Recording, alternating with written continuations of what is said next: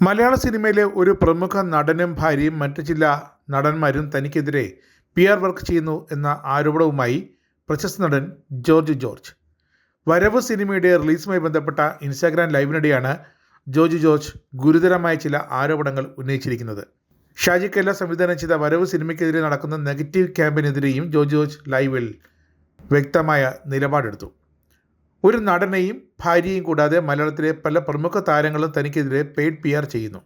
അതേസമയം നെഗറ്റീവ് പബ്ലിസിറ്റിയെല്ലാം അതിജീവിച്ച് വരവ് മുന്നേറുമെന്ന പ്രതീക്ഷ തങ്ങൾക്കുണ്ടെന്നും ജോർജ് ജോർജ് പറയുന്നു. ജോർജ് ജോർജ് ഷാജി കൈലാസ് കോംബോ ആദ്യമായി ഒന്നിച്ച ചിത്രം കൂടിയാണ് വരവ്. ബിഗ് ബജറ്റിൽ 98 ദിവസങ്ങളെടുത്ത് ചിത്രീകരണം പൂർത്തിയാക്കിയ വരവ് ഹൈറേഞ്ച് പശ്ചാത്തലത്തിൽ പ്രാന്തന്മാർക്കിടയിലെ കുടിപ്പകയും അതിജീവനവുമാണ് പ്രമേയമാക്കുന്നത്.